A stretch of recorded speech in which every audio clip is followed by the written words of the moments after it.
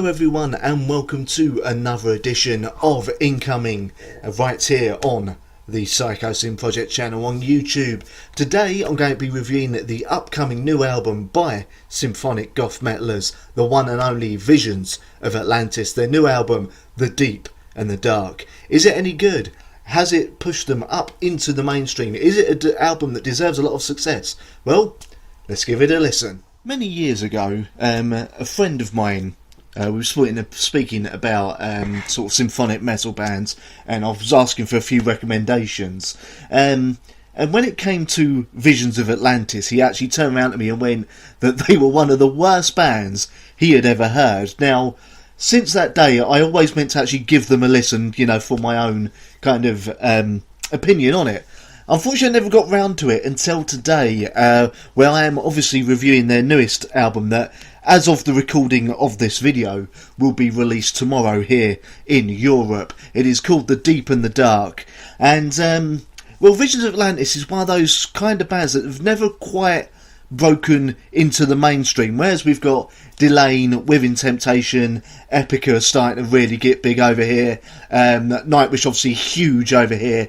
Visions of Atlantis are kind of one of those symphonic metal bands that have always been kept kind of at an arm's distance away from the mainstream, not through any fault of their own, or indeed any fault of their record label. It's just maybe their albums didn't quite reach the level that people were hoping for, and didn't quite get the airplay that people were hoping for. Now, with The Deep and the Dark, their new album, is it a massive change for them? Well, this is my first album of Visions of Atlantis that I've ever heard, and, well, how can I put this? It's nowhere near as bad as my friend made out. The band, obviously very talented. They have a great singer. They know how to write some good songs. The epic closer on this album, I say epic, it's only about 4 minutes long, that is called Prayer to the Lost, is definitely one of the highlights of the album. And the album starts off very well with the title track, The Deep and the Dark. And I believe that's the first single as well, so you can check it out on YouTube. Very good song indeed. However, there is one thing you notice throughout this album, and that is that they're very, how can I put it, they're kind of in that group of symphonic metal bands that fall into the trap of maybe aping some of Nightwish's signature sounds a little bit too much. Now, I know that's very hard to not do, with Nightwish being kind of the leaders of the symphonic metal, goth metal pack, and it's kind of a signature part of the symphonic goth metal kind of sound. But sometimes some of the songs on here, if you didn't know it was Visions of Atlantis, you would swear it was probably like Nightwish B-sides or not a lost Nightwish recording sometimes, which you can see as one of two ways. You can see it as a bad thing, or you can see it as kind of a compliment, because if you're able to recreate that kind of multi-lad sound that Nightwish have been doing, then obviously it shows off your talent. It shows that you can develop your own sound from that. Now, Visions of Atlantis has been going for quite a while. I don't know if their albums ever strayed this close to it sounding that much like Nightwish. And from this point on, I'm going to try not to bring that band up again, because this is obviously a review of Visions of Atlantis, although I almost said their name again then. But the comparisons are there. Also, there's some songs that do go very sort of evanescence-y, as it were. And yes, I'm now using evanescence as a kind of verb, but anyway, or adjective. I don't know. My memory's not working too well. I'm remembering the difference. But yeah, I mean, all in all, the issue I have with this album is, although the band are very strong, the music's kind of there, they just don't always quite get something that's memorable. The riffs are there, the songs are kind of going along, but it all just kind of falls into this slight formula of being slightly generic, and I hate using that word, because obviously these bands work so hard on their music most of the time. They're trying to come up with their own sound, but as I said, the comparisons with Evanescence are there, comparisons with Nightwish are there, and sometimes it just gets a little bit overpowering, and you feel like Visions of Atlantis are still maybe trying to search out their own identity. However, do not get me wrong, this is not a bad album by any stretch of the imagination. It should not appear on any worst albums of the year lists or anything. However, it is only just slightly above average for my personal listening. Now, some of that might be because maybe I've listened to too many sort of similar albums around the same time. I admit that. A lot of symphonic metal albums do come out around the same time. A lot of goth albums seem to come out around the same time. Maybe that has slightly coloured me and coloured my opinion. Maybe I've just got a bit tired of that sound a little bit.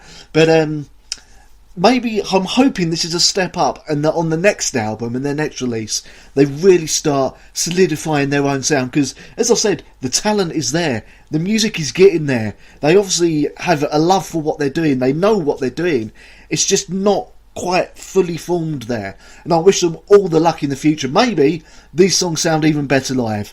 I've yet to see the band live. Hopefully I will. Maybe I can get some kind of interview with them or something. But all in all, it's an album that I would say, if you're interested in symphonic metal, definitely check it out. You don't expect something mind-blowing or game-changing, but it's still a very, very good album.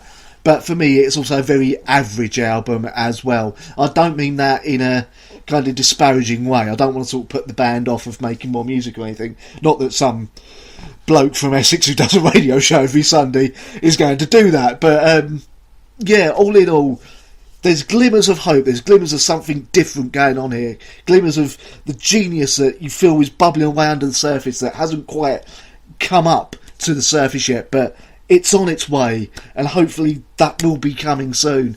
But this album see it as a bit of a stepping stone to what could be the album that takes them to that next level and into success. So all in all, The Deep and the Dark by Visions of Atlantis. It's, as I said at the beginning, it is released tomorrow here in Europe, which is the 16th of February.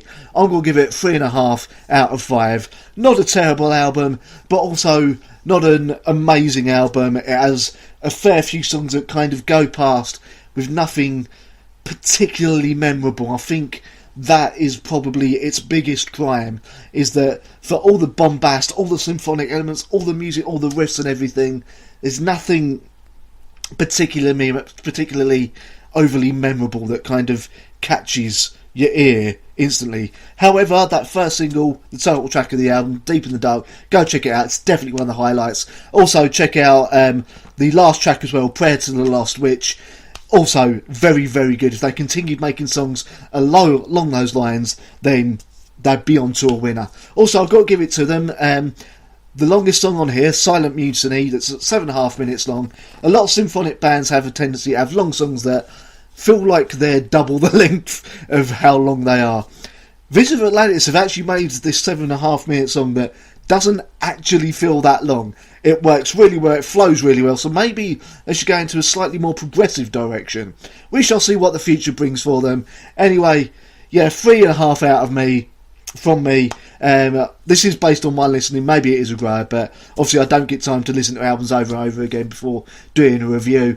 But yeah, 3.5 out of me. Wishing the best luck in the future, and hopefully if you get an interview, you'll be hearing it on here first. So there you go, that is what I thought of The Deep and the Dark by Visions of Atlantis. It is released tomorrow, the 16th of February here in Europe. I'm not sure on the American release dates or anything like that. I'd imagine it's the same day, to be honest with you.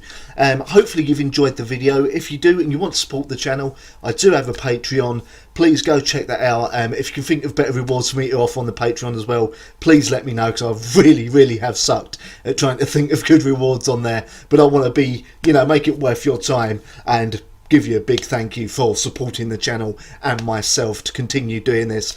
Hopefully I'm going to be able to do videos a bit more often. It depends obviously on releases, when I've got money to buy new releases or what I get sent by record labels. However, I'll try and do some other kind of videos in between reviews of old stuff and new stuff coming out. We'll see how it goes, but yeah, it's got to be kind of a mix of everything. The podcast will probably be happening about once, twice a month now. No point in doing it every kind of week, but I will be doing a weekly kind of probably news roundup in music, well, in metal.